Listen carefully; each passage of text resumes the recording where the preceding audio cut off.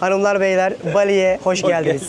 Türkler için en uygun, en bütçe dostu yer Bali olabilir. Masaj yaptırdım ben dün akşam. İsterseniz eve çağırabiliyorsunuz. Sadece 12 euro verdik. Böyle bir villa kiralayıp konaklarken kişi başı 30-40 euro falan veriyorsunuz. Kadınlar buraya boş valizle gelmeli. Daha burada 2 tane Türk'ün telefonunu çaldılar. 1,2 euroya yıkıyorlar, kurutuyorlar, ütülüyorlar. Bu meyvenin adı salak Bali meyvesi. Bali'ye neden gelmelisin biliyor musun? Şu kadar kokonatı 1,2 euroya içebiliyorsun. Deniz, kum, güneş için Bali'ye gitmeyin. Bak yine söylüyorum. Durian ismi ayak kokan meyve olarak biliniyor. Birçok yerde tüketimi yasak. Hadi bakalım sizlere iyi seyirler. Bana da şahane bir Bali gezisi olsun.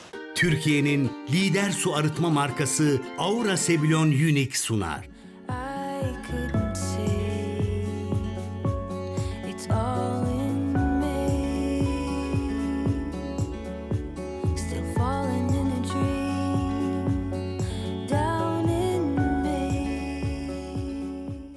Hanımlar beyler, dünya turumun Bali ayağına hoş geldiniz. Ben Deniz Pehlivan, nasılsınız? Sizlere şu anda çok güzel bir Bali sabahından merhaba diyorum. Her ne kadar sesim hala kısık olsa da.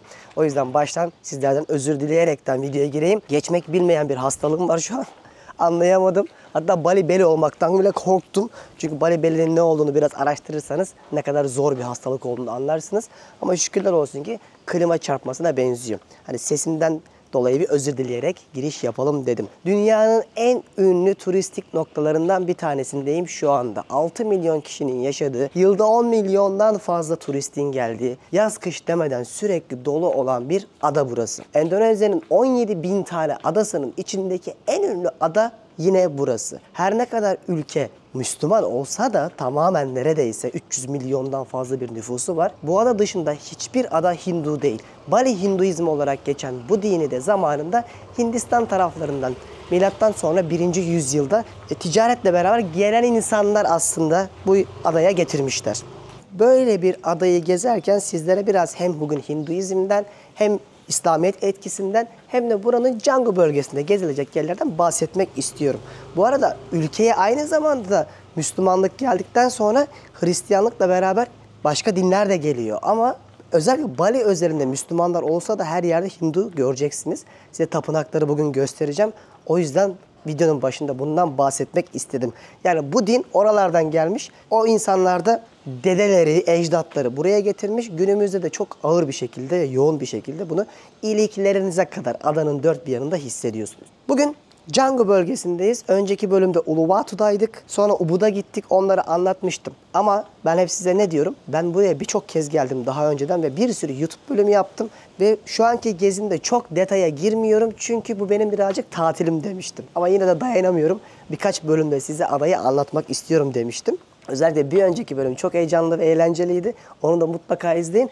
Ama bir gün Bali'ye gelecekseniz açıklamaya bıraktığım sıralı Bali videolarımı izlemeden Bali planı yapmayın.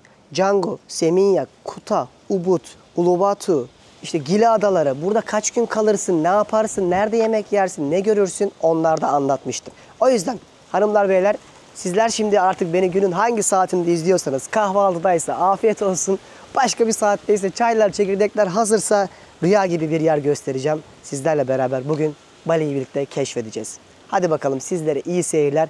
Bana da şahane bir Bali gezisi olsun. Gezimiz Aura Sebilon su arıtma cihazlarının desteğiyle başlıyor. Biz Bali'nin Canggu bölgesinde kalıyoruz. Burası çok büyük bir ada. Adanın etrafını gezmek istersem arabayla ya da motorla bir günde anca gezebilirim. Hiç durmadan o da. Bulunduğumuz Canggu bölgesi de daha çok böyle işte küçük tek katlı, iki katlı evleri, otelleriyle ünlü olan ekspatların uzaktan çalışan dijital göçebelerin daha çok merkez aldığı yer. Ama sizler daha çok Fins Beach Club gibi ya da işte Labirissa gibi beach club'larla biliyorsunuz ki onları bugün göstermeyeceğim. Önceki bölümlerde göstermiştim, izlersiniz. Ama mesela benim gibi böyle Bali'de yaşamaya gelenler için burası daha çok dijital göçebe durağı olarak biliniyor. Çünkü gün batımını görüyorsun, tabiat var, her şey elinin altında. Yaşamak için ideal bir konumda. Bulunduğumuz mahalle, buraya yeni geldik. Şurada yeni bir villa tuttuk. Onu göstereceğim size birazdan. Böyle bir mahalle. İnsanların tesislerinin, evlerin içerisinde bakın dini mabetleri var. Buralara gelip direkt evinin içinde duasını ediyor insanlar. Bizim kaldığımız yerde şurası. Şimdi size villamızı göstereyim. Evet, bizim fakirhane böyle bir yer işte dostlar. Burası havuzumuz. Şurada Serkan abi var her zamanki gibi. Abi günaydın. Norveç'ten sonra Bali ile devam ediyoruz birlikte. Üst katta 2 tane oda var. 3 odalı bir yer burası. Şurası, oh çok serinmiş. Bizim salonumuz tam böyle Bali'deki standart tasarımdaki aslında bir evi görüyorsunuz özelinde. Böyle bir mutfağımız var. Burada çok güzel dolabımız, ocağımız, fırınımız, kahve makinemiz, tost makinemiz, birçok şeyimiz var. Bali'de konaklarsanız size birkaç öneride de bulunayım. Burada 7-8 dolara hostelde kalabilir. 20-30 dolara sıradan bir otelde konaklayabilir. İyi bir otelde 70-80 dolara kalabilir ama isterseniz gecelik 1700 dolara kadar da villalarda, otellerde kalabilirsiniz. Ucu bucağı yok. Ama herkesin kendi bütçesine göre bulacağı yer var. Buraya gelirken en maliyetli yaşayacağınız şey uçak bileti. Bunu hallettikten sonra gerisi gerçekten oldukça uygun. Masaj yaptırdım ben dün akşam. Odamıza geldi ablalar. İsterseniz eve çağırabiliyorsunuz. Sadece 12 euro verdim. Dünyanın hiçbir yerinde bunu yapamazsınız. Örnek veriyorum. Motor kiralıyorsun 3-5 dolar günlüğü. Yemek yiyorsun 10 dolar.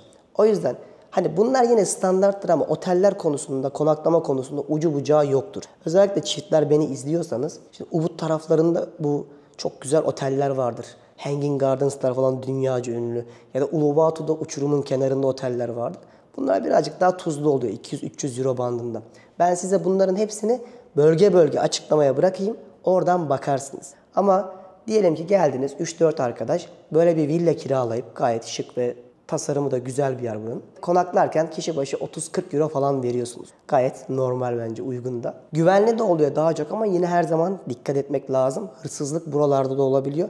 Özellikle telefon çok çalınıyor.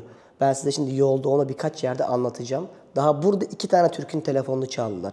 O yüzden hadi günümüze başlayalım. Biz de biraz açız, bir enerjiyi alalım. Hem de sizi Bali sokaklarını gezdirirken bu ülkeye ve bu adaya dair bildiklerimi anlatırım. Bak şimdi biz burada motorumuzu kiraladık. Motor olmasa çok kolay ulaşım yine sağlıyorsunuz. Gojek'ler, Grab'ler vesaire var uygulama üzerinden ve 1 dolar falan ödüyorsunuz birçok yakın nokta için.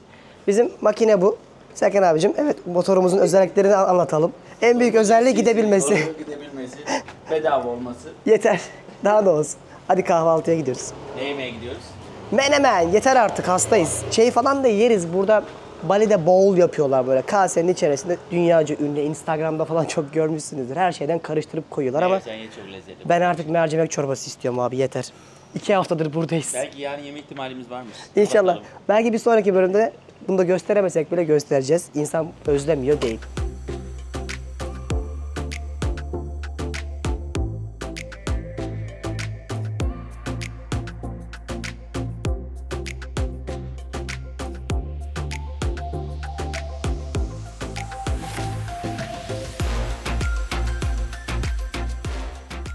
Yemeğimizi burada yiyeceğiz.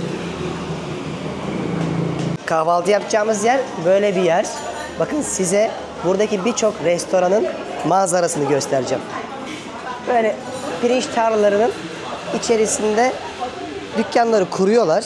Balkonlarını da bu şekilde pirinç tarlasına baktırtıyorlar. Böyle manzaralar oluyor.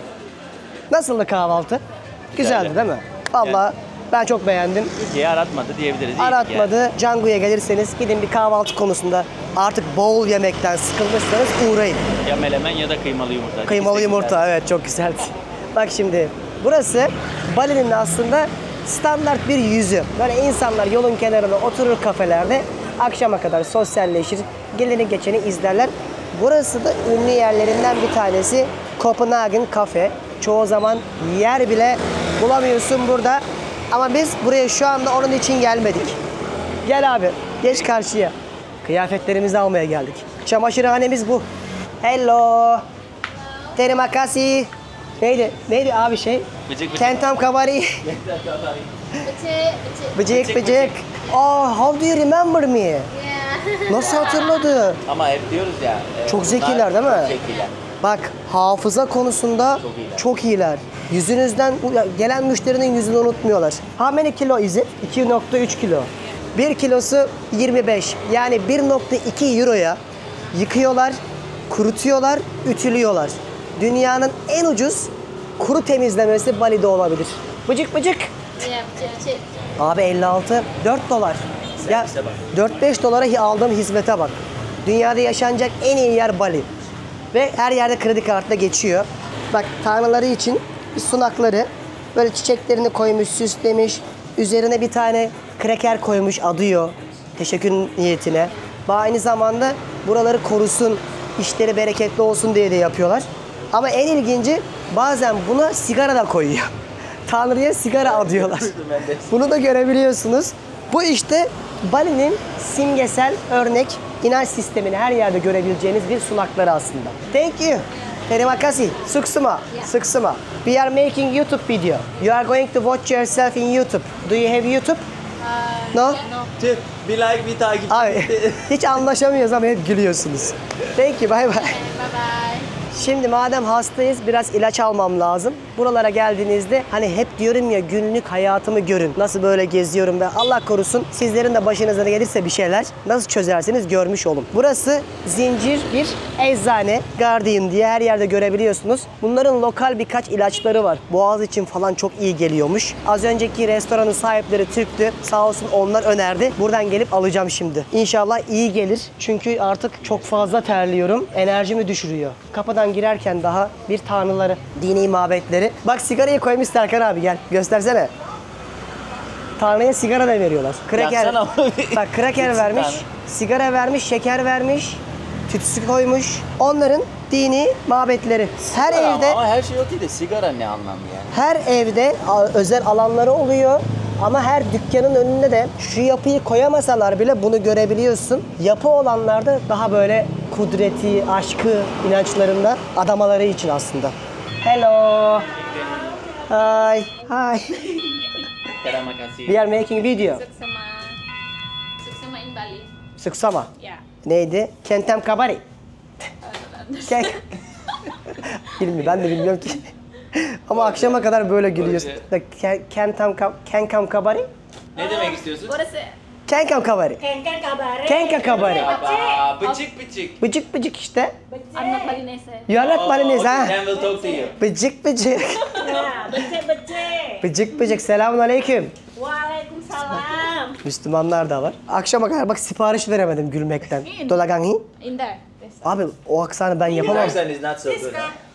Ah, yeah. Heh, blue demişlerdi mavisi abi. Bundan alacakmışız. Bu yerel bir şeymiş. Grip için demişler. Bu bir öneri değildir. Asla önermiyorum. Sadece benim buradaki çözümüm, hızlı çözümüm deneyeceğim. İnşallah bu olur. Hani Ye Dua Et Sev filminde de böyle yerel şeylerle iyileşiyorlar ya. Ben de şimdi bir filmin izinde iyileşmeye çalışacağım. Bir tek ne eksik Serkan abi? Sezer'i de kaybettik. O da yatıyor şu anda. Her şey var yalnız ha. Kapitalizm artık her yerde. Bundan sonra hani 2000'den sonra dünya çok değişmiş. Ne isterseniz neredeyse bütün ülkelerde bulabiliyorsun. Yani anlayacağınız Bali'de bunu da çözebiliyorsunuz. Her şey var. Hadi şu kısmı da hallettiysek artık gezi kısmına başlayalım. It's all in me. Still falling in a dream. Down in me. Waking up in my cold sweat. Feel like I'm deep in debt without you. Evet, 20 dakikalık yolculuk sonrasında Tanah Lot tapınaklarına geldik. Şimdi Bali Hinduizmi ile öne çıkan aslında bir tanrılar adası anlamına gelir. O kadar çok tanrıları, o kadar aslında karmaşık inanç sistemleri var ki inandıkları şey yani God tanrıları daha doğrusu farklı formda olabilir. Onu bir yağmur yağarken bir Ra bereket tanrısı olarak görebiliriz. Güçse işte aslında birazcık Yunan mitolojisi gibi nasıl ki Zeus'un o gücü var. Hep böyle bir karakterize etmişler ya bunlarda da aynı şey geçerli işte. Şu anda da Canggu'ya en yakın tapınak olan Tanah Lot Tapınağı'na geldik. Burası Bali'nin en çok turistik anlamda tanıtılan yerlerinden bir tanesi. Deniz tanrısına adanmış 16. yüzyılda yapılmış bir tapınak denizin ortasında ve sadece geldik zamanında adaya çıkabiliyorsunuz. Gelmişken görülmesi gerekiyordu. Çok güzel yollardan geçtik. Pirinç tarlaları içinde. Şimdi bu dükkanların arkasında 150 rupi verdik. Yani yaklaşık olarak 10 dolar gibi düşünebilirsiniz. Bu tapınağı, dini mabetlerini gezeceğiz. Size burayı göstermemiştim hiç. Daha önceden gelmiş olmama rağmen. Hani hep dedim ya bu gezide puzzle'ın eksik kalan parçalarını tamamlayacağız diye. Şimdi de bunu göstereyim. Abi dünyanın hiçbir ülkesinde bu kadar çok kapı, bu kadar çok heykel gördüğümü hatırlamıyorum. Yani evinden, alışveriş merkezinden kafesine kadar. Hep böyle heykeller görürsünüz. Tabii ki milyonlarca anlamı var bunların. Şimdi onlara girmeye gerek yok, sana anlatamam.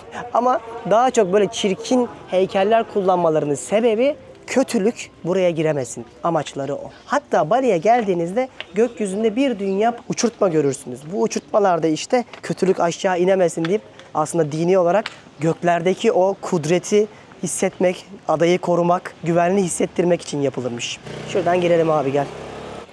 Hello. How are you guys? Terima kasih. Thank you. Şu Circle K marketleri de olmasa Serkan abi aç kalacağız ha. Su alalım mı? Bunlar 24 saat açık. Bir de bunun M martı var. Yeşil renginde farklı. Her yerde görebiliyorsun. Bak gelmişken bir tanesini gösterelim. Su falan alalım. Bunlar ama hep şey, noodle gibi hızlıca yapabiliyorsun. Sıcak su koyup burada yapıyorlar. 7-Eleven mantığında düşünün Tayland'daki. Aynısı aslında teknik olarak ama aradığınız çoğu şeyi bulabiliyorsunuz. Kahve var burada, dondurmalar var. Garip garip çoğunun ne olduğunu bilmediğimiz, hızlıca yapabileceğiniz yemekler var şöyle. Ve bunlar çok ucuz oluyor, 8.500. Yani o yarım dolar sadece. Burada şey satıyorlar Serkan abi. Yosun, bildiğin Japon yosulu gibi helal food diyor hatta bak. Çok ilginç ürünler var. Ben çoğu... Şeyleri aslında bazen denemek lazım. Hiçbirini tanımıyorum ki. Ya ben birkaç kez denedim abi. Hiçbirini beğenemedim. Çünkü şey yağı kullanıyorlar. Palmiye yağı çok fazla. Kullandıkları aromalar çok yoğun. Koku olarak da çok iyi olmayabiliyor ama gelmişken deneyin hani. Sonuçta karar sizin olsun. Kısana bunlar hep şey cips gibi kıtır kıtır yiyorsun yosunları. Ama bu konuda da çok zengin, yine söylüyorum. 7-24 bu marketlerde yiyecek bir şey de bulabiliyorsunuz. Aç kalmıyorsunuz. Ve fiyatlar da gerçekten oldukça uygundur. Şimdi tapınağı gezelim bakalım. Sizlere göstereyim. Oh! Burada 12 ay hava sıcak ve sadece yağmurlu kurak sezon olarak ikiye ayrılıyor. Yani bahar ve kış yok. O yüzden özellikle Mayıs'tan Kasım'a kadar yazı yaşıyorlar. Kasım'dan da Mayıs'a kadar kış oluyor. Ama kıştan kastım da yağmurlu dönem. Çok yağmur yağabiliyor. O yüzden nem de çok oluyor. Aklınızda bulunsun. Mis gibi su içiyoruz şu anda. Bu arada dünya turumda bana sponsor olan Aura Sebilyon Unique'e de teşekkür ediyorum. Siz de evinizde, iş yerinizde çeşme suyunu içilebilir suya çevirecek bu Aura Sebilyon su arıtma cihazını kullanarak temiz suya erişebilirsiniz. Ben dünya turumda kendilerine sponsor oldukları için teşekkür ediyorum. Sularımızı içip kendimize gelip plaja doğru ilerleyeceğiz şimdi. İlginç, bugün çok sakin burası. İncin top oynuyor. Hava çok sıcak, ondan olabilir. Bence kadınlar abi buraya boş valizle gelmeli. Şuraya bak. Değil mi? Abi hem çok ucuz hem de çok renkli, çok güzel, çok şık. Bir de buranın da bir kültürünü de yansıtmış oluyor aslında. Ya bak çantalar falan mesela çok şık oluyor. Göstereyim size de gelin. Elbiselerin şıklığına bak. Şu çantalara bak. Zaten harika bir tik maon ağacı işlemesi olan bir yer. Hediyelik eşya olarak çok zengin. Tatlı güzel. Çok güzel abi. El işçiliği değil mi bunların hepsi? Brother, how much is this? 150. 150. Yes. Abi para değil ya. 7 euro. Şu 7 euro ya. Ana. Bu adamla pazarlık yapsan 100'e bırakır bu arada bunu. 3 euro. Evet. Bunu diyorlar zaten çok çok uygun alışveriş olarak da diyorlar. Canlı canlı gördünüz. Hani şu kıyafetleri falan var ya 3-5 dolara alırsınız çok rahat bir şekilde. Ben ilk geldiğimde çok alışveriş yapmıştım. Burada mı? İlk Geçen geldiğin yıl zaman. geldiğimde bayağı alıp götürmüştüm oraya. Abi 100 dolar veriyorsun, bu valiz bir şey alıyorsun ki. $10. Bir de bu pahalanmış haliymiş ha. Sabahki çocuklar ne dedi restoran sahipleri, hatırlıyor musun? Eskiden burada 100 metrekare yeri 100 dolara falan satıyorlarmış. Evet ya, değil mi? Bakan Öyle yokmuş almışlar. yüzüne. Evet. O Covid zamanı mı demişti? Covid'den önce. Covid'den önce. Bu pahalanmış haliymiş. Ama yine söylüyorum, Türkler için en uygun, en bütçe dostu yer Bali olabilir. Ne diyorsun?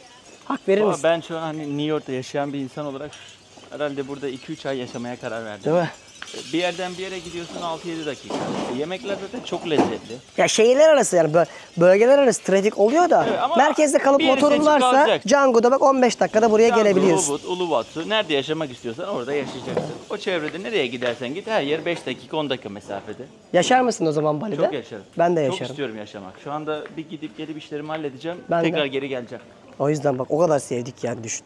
Ya bir yere hazırlanmaya istiyorsun. 10 dakika sonra mekanın içerisindesin. Ve bu şekilde bak bu senin lüks halin bak mesela. İhalemiz. İhalesi. Bu böyle bir her yere girebiliriz. Bakın biz adanın şu an şurasındayız. Şura Uluwatu taraflarıydı. Şura merkez Denpasar. Şurası da Ubud taraflarıydı. Yani şu anda batı yakasını geziyoruz. Ve böyle dükkanları görerek şu caddeden tapınağa doğru gidelim dedik. Haritaya baktığınızda her yer çok yakın görünebilir. Ama en az 2 saat sürüyor bir yerden bir yere gitmek. Mesafeler çünkü yakın, lakin burada otoban yok. Ara yollardan tek gidiş tek geliş yerlerden gidebiliyorsunuz. Böyle bir olayı var Bali'nin.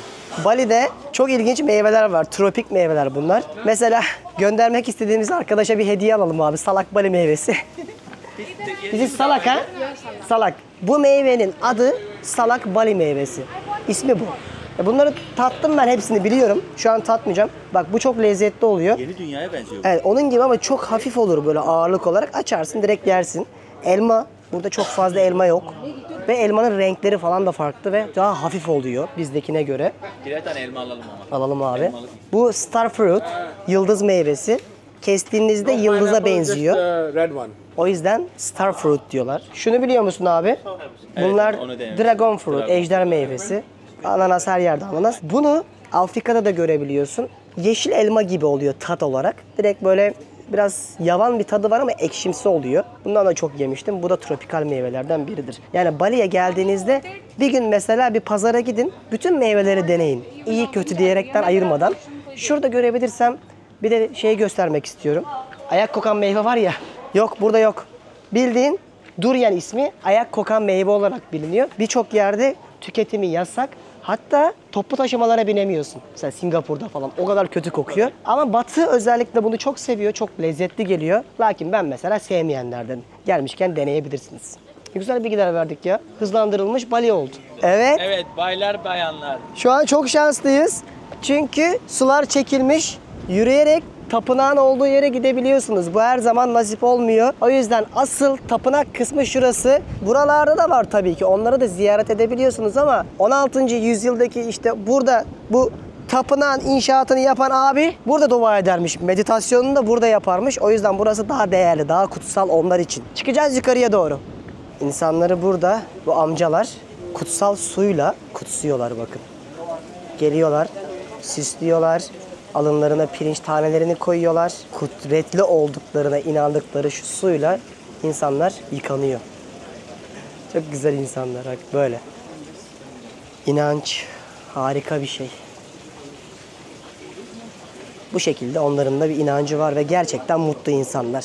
Kast sistemi olayı burada da var ama Hindistan'daki kast sisteminden daha esnek. Mesela burada kastlar arası insanlar evlenebiliyor. Hindistan'daki Hinduizm'de evlenemezsin. Üst veya alt kasttaki insanlar. Bir de burada sosyal hayatta etkisini çok hissettirmiyorlar.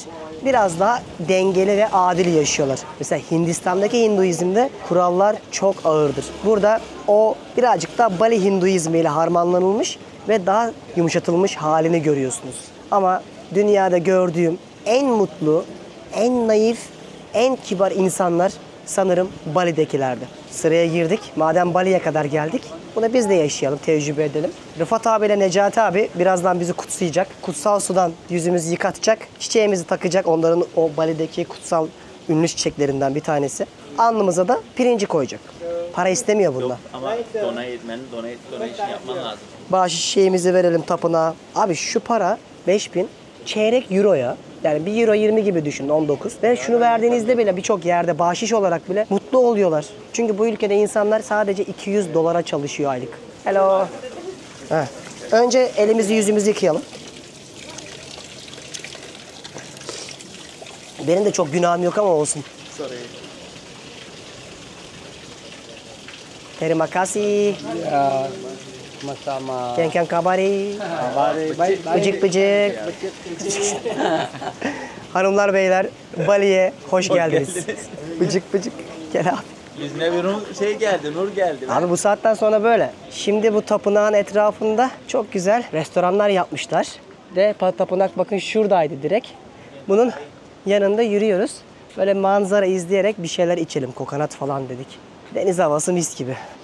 Böyle turistik bir yerdeyiz. Deniz kenarına oturduk. Bir şeyler içeceğiz. Kokonat falan söyleyelim dedik. Sadece 25 rupi. Yani 1.2 euroya falan denk geliyor. Bulunduğumuz yerde bakın böyle bir yerde. Özellikle buraya akşamüstü geliyor insanlar gün batımı izlemek için ama biz başka bir yere plan yaptık akşamüstü için. O yüzden şu an gün batımını göremeyeceğiz ama sizler burayı akşamüstü için tercih edebilirsiniz. Bu da bir tecrübe olsun. Size aktarmak istedim. Çünkü bu sakinliğin sebebi o. Akşamüstü tıklım tıklım oluyormuş burası. Şimdi böyle yorulduk, günün yorgunluğunu atıyoruz. Karnım da kazındı. Bizim Fethiye'den hatırlıyor musunuz? Size Singapur'da da göstermiştim. Servet'in böyle krokanları vardı. Bunlar seyahat ederken falan çok rahat tüketebileceğiniz bozulmayan ürünler. Çantana atıyorsun. Yorulduğunda, karnın kazındığında, enerjiye ihtiyacın olduğunda direkt yiyebiliyorsun. Hatta bunların farklı böyle bir dünya fıstıklı var, fındıklı var. Ben çam fıstıklısını çok sevdim. Ben onu denemedim. Daha onu bize vermedi. Vermedin mi? Onların hepsini alabiliyorsunuz. Hatta Fethiye'de de Göcek'te de şubeleri var ama online olarak da Servet'in web sitesinden alabilirsiniz. Açıklamaya bırakırım web sitelerini. Oradan bakarsınız. Böyle gezerken krokan alıp karnın kazındığında, acıktığında ya da enerjiye ihtiyacın olduğunda yiyorsun. Bir aç deneyelim bakalım. Bu susam bar. Şu an yediğim. Çok güzel. Bir de bu Fethiye'mizin markası. Bizim oranın ürünlerinden çok güzel ürünler yapıyorlar. Şu an var enerji geldi ha. Hissediyorum. Beğendin mi? O yüzden gönül rahatlığıyla paylaşıyorum. İster web sitelerinden bakarsanız, ister Göcek Fethiye'ye gittiğinizde Servet'in dükkanlarına uğrarsınız. Göreyim mi? Sonra. Bir tane Servet abimiz göndermiş. Biz de yemeyelim. Serkan abimin de cüzgüzü. olur lan. Şuna bak. Kafamdan büyük. Sadece 1,5 euroya. Bali'ye neden gelmelisin biliyor musun? Şu kadar kokonatı 1.2 euroya içebiliyorsun. Kafam kadar. Ben kokonat sevmezdim. Bali bana kokonatı da sevdirdi. Harika bir gün oluyor. Baksana nerelere geldik. Şöyle pirinç tarlaların arasında gezeceğiz. Birazdan yağmur geliyor hissediyorum. Ayaklarım ağrıyor çünkü. Romatizmam var. Abi şöyle yol manzarası çekerek insanlara göster hadi. Kaç bin kişi seni izleyecek elinden. Ona göre iyi çek. I'm holding back the tide of waterfall. A single drip could make it all come down. Vay anasını be nerelere geldik Serkan abi şuranın güzelliğine bak. Köyü geziyoruz şu an yaptığımız bir şey yok. Rastgele kayboluyoruz. Şu an nereye gidiyoruz? Hiçbir fikrim yok. Luna Beach Club. Ya yanlışlıkla seni klaba götürüyorum. Abi baksana yeşilden gözüm kanadı. Ama koyu yeşil. Soluk değil. Buralar daha tam turistik olmamış. Sakin baksana. Ücra. Yani o Canggu merkez gibi değil. Daha köy gibi. Her şey bambudan abi, her şey. Şimdi Canggu'ya geri döndük. Bakın böyle trafik olabiliyor, motor trafiği birçok yerde. Günlerdir buradayım. O yüzden buradaki çok iyi steakhouse'larda, hamburgercilerde, deniz mahsulü olan restoranlarda birçok şey yedim, deneyimledim ama videosunu çekmedim. Daha çok dinlenmek için gelmiştim. O yüzden biz Sezer'le kurduğumuz Beni de Gezlerinde hem buranın Bali'nin hem Phuket, Budapeşte, Prag, Londra, Paris gibi yerlerin gezi kartlarını oluşturduk. Yani ben size burada Canggu'ya dair birçok yeri tek tek gösteremem vlogda ama o gezi kartımızı alırsanız Bali kartını mesela bütün Canggu'sunu, Ubud'unu, Uluwatu'sunu, hangi kafeye gidilir, nerede ne yenir hepsini orada anlattık. Açıklamaya bırakırım detayını. Bali gezi kartımızı aldığınızda rahatça gezersiniz. Çünkü burası derya deniz bir yer. Ne kadar zamandır şu restoranı görüyorum. Çok sıra oluyor. Kebap Culture diye bir yer. Diyeceğim Bali'ye geldin kebap mı yiyeceksin? Evet. Canım çekti. O yüzden hamburgerdir vesairedir bayağıdır yediğimiz için biraz da bugün böyle takılalım dedik. Zaten göstermiştim önceki bölümlerde hepsini. Oh mis gibi memleket kokuyor. Serkan abi burger mı pizza mı döner mi? Döner. Dönerin yerini artık 2 hafta sonra özlemeye başladım. Falafel falan söyledik, patates söyledik. Şöyle bildiğiniz lavaşı da kendileri yapıyorlar ekmeği. Şu arka tarafta hamurunu falan açıyor. Böyle bir döner keyfi yapıyoruz. Buranın sahibi bu arada Slovakyalıymış. Sahibi Slovakyalı. Nereden akıl etmiş, helal olsun. Dün çok kalabalıktı. Ne zamandır buradan geçiyoruz. Hiç yemek nasip olmamıştı. Kısmet bugünkü vlogaymış. Yoksa biz burada ne restoranlar denedik. Çekmedik ama yine söylüyorum. Patatesine bakalım. Çok güzel kokuyor. Gyro'yu denemek lazım. Acıkmışız. Şöyle kocaman yapmış. Güzel. Güzel. Çok güzel. Afiyet olsun. Biraz ketçap koyabiliriz içine. Ve bu 120-150 falan. Yani yaklaşık olarak 6 euroya falan geliyor. Afiyet olsun. Çok başarılı. Evet. Serkan abi de çok beğendi. Harbi 10 numara. Şimdi Canggu'da insanlar daha çok gün batımı, beach club'lar ve surf kültüründen dolayı zaman geçiriyorlar. Ben de size şu arkamda şimdi çok güzel bir gün batımı göstereceğim. Hadi gelin. Böyle bir burası restoran. Şöyle insanlar gün batımı olduğunda buradan çok güzel bir açıdan manzarayı izleyebiliyorlar. Birazdan şov yapacak inşallah. İşte Canggu sahilleri böyle bir yer. Denizi kesinlikle girmek için çok kötü. Uluwatu ve Gili adalarını tercih ederim. Ama bir şekilde burası da turizmiyle nam yapmış bir nokta. Şurada da meşhur La Brisa var. Oraya doğru yürüyeceğim şimdi. Beach club'lardan bir tanesi. Fins'ten sonra. Buranın içerisi böyle güzeldir. Havuzlar falan olsun.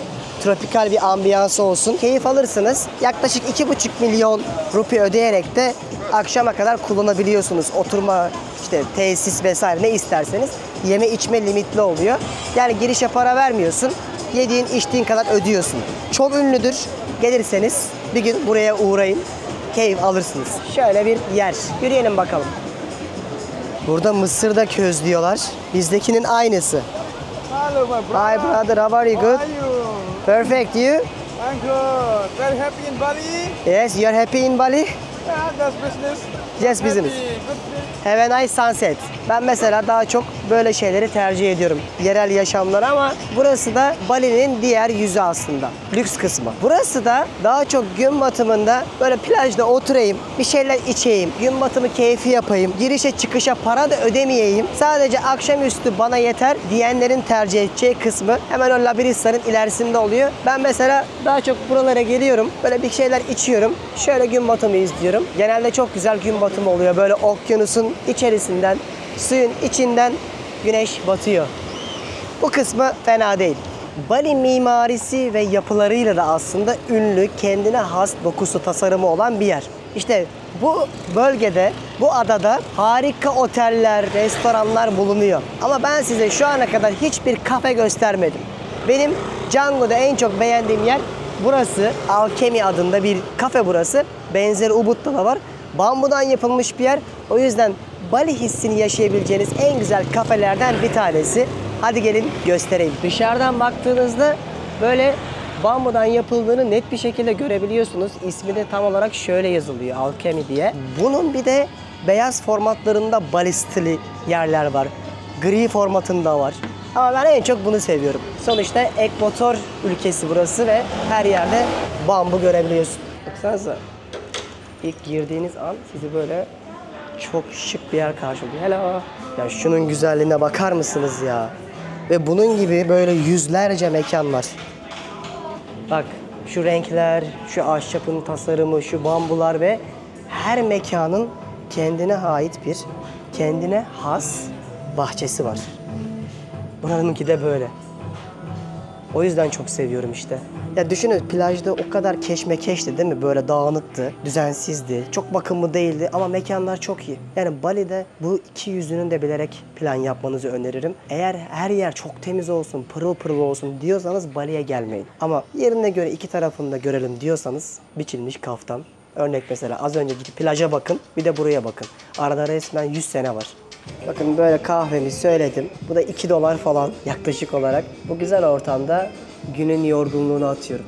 Ve Bali'de artık sizlere güzel bir kapanış yapmanın zamanı geldi. Ne kadar hastaymışım, gözlerimi falan gördünüz mü? Daha önce kendime geliyorum. Benim ya başımda bir nazar var ya da kendime bakmayı bilmiyorum. Ya da değiştirdiğim bu coğrafi konumlarından dolayı sürekli başıma bir şey geliyor. Artık bıraktım. Hastalık ya da işte sürekli klima çarpması vesaire sanki benim bağışıklık sistemimin bir parçası oldu. Her ne kadar tam olarak adapte olamasam da. Şimdi buralarda çok güzel gün batımları izleyebiliyorsun. Akşamları partiliyorsun. Şahane yemekler yiyebiliyorsun. Ondan sonra her şeyi yapabiliyorsun. Ben bunları size bir sürü bölümde anlattım. Şimdi dostlar, Canggu taraflarına geldiğinizde en azından burayı da bir görün. İnsanlar niye buraya geliyor, sörf yapıyor, tapınakları görüyor. Birazcık Hindistan ve Bali Hinduizminden de bahsederek hem de böyle biraz tabiatını, biraz turistik yerlerini anlatarak size bir bölüm yapmaya çalışmıştım.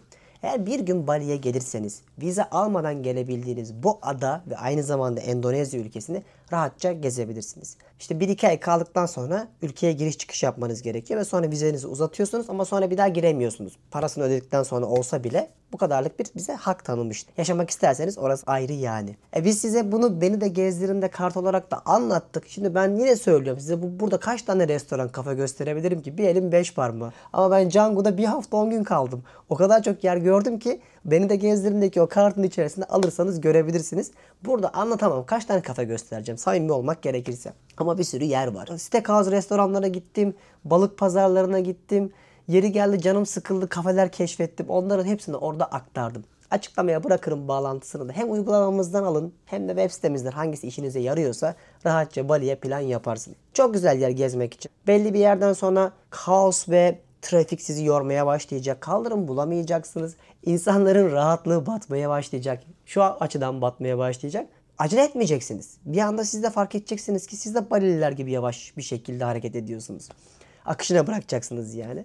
Bununla beraber keyif alacağınız bir ada. Ubud başlı başına yine söylüyorum doğa odaklı tatil yeridir. Harika balayı çiftleri için özellikle oteller vardır. Kesinlikle Ubud'u görmeden de Bali'den ayrılmamak gerekir. En az 2-3 gün ayırın. İlk günlerde size gösterdiğim şelalelere gidebilirsiniz. Ubud köyünü gezebilirsiniz. Çevredeki tapınakları görebilirsiniz. Yapacak bir dünya şey var. Canggu'yu zaten şimdi gördünüz. 1-2 gün rahat yeter Canggu'ya. Yani burası gün batımı surf, beach club'larıyla ünlü bir yer. Bunları sevmiyorsanız Canggu'ya hatta hiç zaman ayırmayın. Bir de bu Canggu'nun yanında Seminyak diye bir bölge var. Seminyak birazcık daha turistik bir yer. Daha çok AVM'de görebilirsiniz eğer canınız alışveriş yapmak istiyorsa. Daha lüks otellerin de olduğu bir yer. Buraya da bakabilirsiniz kalmak için.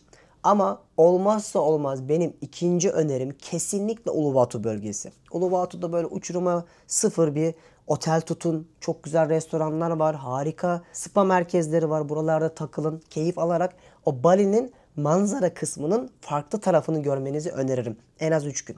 Deniz, kum, güneş için Bali'ye gitmeyin. Bak yine söylüyorum. Gili adasına gidin. Gili'ye de Bali'den kalkan teknelerle gidebilirsiniz. Kartın içerisinde de anlatmıştım nasıl yapacağınıza kadar her şeyi uzun uzun.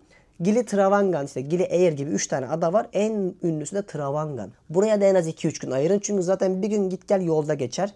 Böyle Maldivler gibi denizin ortasında tropikal bir ada düşünün. Bence Bali'ye en yakın, en güzel yer burası. İsterseniz yanındaki Lombok'a da geçebilirsiniz.